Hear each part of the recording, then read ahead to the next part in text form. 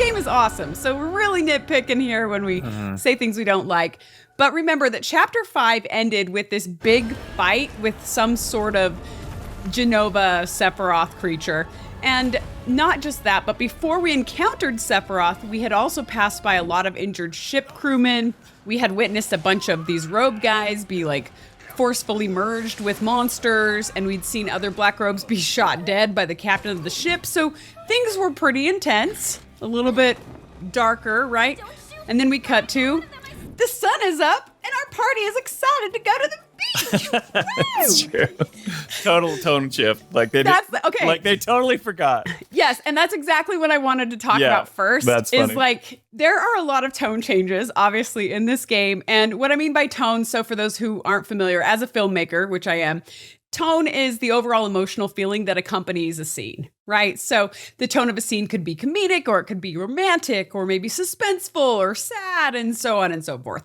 That's tone. And by the time we get to chapter 6 of Rebirth, it's pretty clear that there is a large range of tones across this game. And the game switches between these tones all the time. And to be honest, I think that's great. I think it's awesome. It gives the gamer moments to feel, moments to breathe, moments to laugh, moments of anticipation. A game or a movie or a story that changes tone throughout is typically more engaging and less exhausting. Sometimes it can be more exhausting, but most of the time it's a good thing.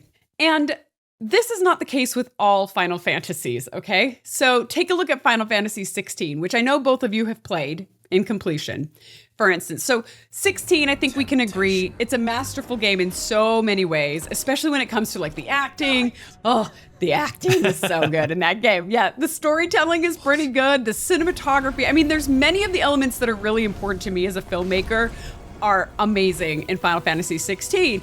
But one area I do think it fell a little short was its tonal diversity. Okay, so it didn't take many moments to laugh or relax. I mean, there were some funny moments with Sid or Uncle Byron sprinkled in here and there, but they were usually pretty brief. Uncle Byron's a man.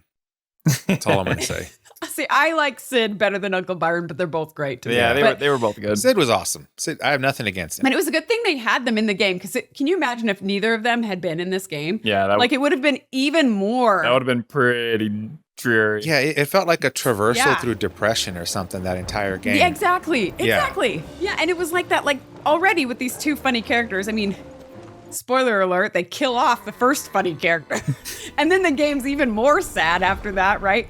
But most of the time, this game stayed on the same melancholy, suspenseful kind of note, kind of depressing throughout the entire game. And that consistent, like, suspenseful tone felt honest and real because they did a lot of things right with it, but it was still a single tone. It's a single note. And the problem with sticking to a single note for any story, especially in an 80-hour-long story, is that it dulls our senses to whatever that tone is. You get used to it, and you get kind of bored with it. So in Final Fantasy XVI, it began to feel a little emotionally dark and drab, frankly. And then the suspense eventually didn't actually feel as suspenseful because we were so used to it. It felt more par for the course. Whereas if they had tried to maybe pepper in more humorous or optimistic scenes in there, not a lot, but just a little bit to give some tonal diversity, I would argue that those moments would have gone a long way. The jokes would have made us laugh a little harder than usual. The moments of optimism would have given us the hope that we wanted so badly, at least I wanted so badly in that game. But instead, because they stayed on the same tonal note, we kind of got bored of that emotion. And I'm not saying it has to be this up and down roller coaster of emotions, kind of like Rebirth is, but a little diversity in tone goes a long way. Whereas in Rebirth, the tone changes all the time, which makes the emotional lows feel lower because they're juxtaposed against the scenes that are emotionally high, right? And that's actually really great for this game, especially given how large it is and how long the story is. And the reason I bring that up here is because when you have a lot of different tones in a story, it means you have a lot of different tonal shifts or transitions or moments when the tone changes from one emotion to the other. And when you have these tonal shifts in a story, you have to make sure that those transitions work. And there's a smooth change from one emotional tone to a totally different one. And most of the time, those tonal changes work in Rebirth pretty well. Like some examples would be switching between like the sinister plotting of Glenn and Rufus to the festivities of the celebrational parade, right? That works well. Or even like the scary encounter with Midgard Somer easing into the determination of navigating the Mithril Mine. Cloud almost drowned, and now they're navigating the Mithril Mine, but it works. They kind of smooth that over well. Even the tone shift from like the Queen's Blood tournament on the ship with like Red's crazy dance to this more serious monster invasion on the ship, I think even that was done really well. And that went from extremely lighthearted to really serious, right? To like people being shot execution style in front of our eyes. So that was all smooth. But then the whole point of me going off on this whole tone thing is because this particular transition to chapter 6 was a moment where I felt like the tonal transition was lacking a little bit, because it literally went from tragic deaths to Hawaiian vacation, like with very little breathing room in between. Am I the only one who felt that way? No, you're absolutely right. Because the reason why chapter 5 works, the Queen's Blood tournament to the monsters, right? That's like happening within context. So you've got the Queen's Blood tournament, and then you go back to sleep, and then all of a sudden they wake you up and something's happening on the ship. It's like another event that took place after the Queen's Blood tournament. Whereas like you literally have time to breathe. Yeah. Because you go and everything calms down with like going to sleep. That alone is enough. Logically, you could think, okay, this is something that could happen, even though it's like fantastical and ridiculous, but it still could happen. And then that's like the first time that you fight Genova in this game, right? Like you have the whole Sephiroth thing, the clones, you're having this moment, and then it's just crazy. The captain of the ship is murdering the robes that are fellow passengers with you. And then when you get off the dock, everyone's like, hey, welcome to Costa del Sol, like where everyone loves you. Greetings and welcome to Costa del Sol. No one's like, dang. No one's saying like, that was crazy. There's no comments. There's no references to what just happened. So yes, it is very like you hit a brick wall, and it's like we're switching to like a slice of life anime story plot rather than just like, you know. Yes, and I think you touched on something like I think that's my biggest problem. There's no acknowledgement of the tragedy that just unfolded. Like none. It's like as if it never happened. Yeah, I think there's something missing there, like something got cut out, because the other thing to consider is like, you know, if you look at it from like the human psyche perspective, it's very easy to go from a happy moment to a somber one, because it happens all the time in regular human life. You're living, you know, a happy life, and then all of a sudden something bad happens. But the reverse is practically I've never seen a case where somebody, you know, say had someone pass away, and then the next day they're like happy as a clam. Yeah, exactly. I've never seen that in my life, right? So like that was a little bit too much of a juxtaposition there between those two. And I feel like there was maybe a different transition between those two chapters, and it got either cut or changed. Because think about it, everybody on that ship would have come off that thing traumatized. Yeah. And then all of a sudden they're just like, yeah, forget all that. Let's put on our beach attire and go.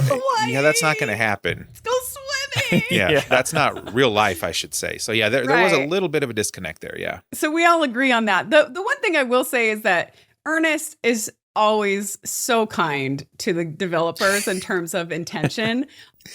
Oh, man. I am not as kind. So I think while we agree on the result, Ernest, I'm not sure I agree that they just cut something. Maybe they did. And I'm glad you brought that up, because maybe I'm being too critical. I just feel like they just missed a story opportunity here. But it's not even that. It's like this is what happened. I'll be a representative for all the weebs out there, the people who like anime, because my wife is technically one, but she only plays Final Fantasy games, and she's in denial that that's actually anime, but it's like the most anime thing ever.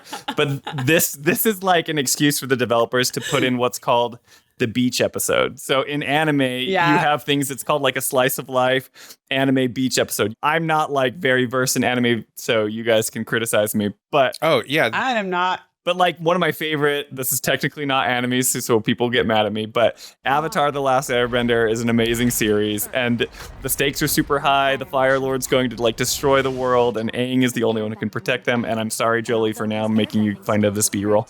But Avatar, Aang, they have this crazy high stakes, and then all of a sudden it shifts to one of the episodes, and it's called the beach episode. Beach party! And it's just an excuse for you to hang out with the friends that you've made along the way, see them in their swimsuits, and they have fun, and it's like ridiculous stuff. This is straight out of that. I mean, there are entire games that were based on that, like Dead or Alive Beach Volleyball. No, I never played it. What in the heck? The most anime beach episode, an entire game of it. Nice, yep. So, yes, Spencer's absolutely correct. It's a trope. Yeah. That's why it was thrown in here. Okay, that makes more sense as to why it exists. It's like an excuse for them to put it in. They want this to happen, and it's a total fan service chapter. And I understand the reason for the chapter. I think it was just misplaced But is the problem. yeah, like there's no transition, I guess, is what I'm saying. yeah, they could have So done it better. To me, like, if you want to have the beach chapter, which I think is kind of stupid, but we'll get into that Yeah. more. I think like a simple solve to smooth over this transition would have been to like maybe after the Genova fight, have Cloud's party regroup on the ship and just briefly, even if just for a couple sentences, Totally. acknowledge what just happened and maybe what it meant and what they need to do, right? It could have been 30 seconds. Yeah. That would have been enough to ease us from this like ultra intense scene to fun in the sun. You know? Yeah. It also could have been another opportunity for another character moment, which is always a bonus for me if they wanted that, which I always do. Yeah, it was definitely awkward to say the least. Like living here in California, not on the beach, but pretty close to it. I go pretty often. And yeah, that's exactly the vibe there. And I'm like, yeah, that's the last place I would go if like someone died. I mean, to be fair, they were on their way there, but still. That is fair. Like that was the whole point. Yeah, but like to just get there and be like, let's go swimming. You know, it's like you just watch people be executed. Yeah. They were the rogue guys. Nobody cares. Nobody cares about them. They're not Yeah. really humans. That's a common theme throughout this game. They're just these weirdos. Yes. Watch them flip that script on us in the third installment, and we're going to feel terrible about it. Like we should have cared, but we didn't kind of deal. Yeah. See, no, here's the thing. I care about the robe guys. You might Yeah. not, Ernest, but I do. They're a means to an end at this point, right? You and Barrett. I'm just after Sephiroth. Yeah.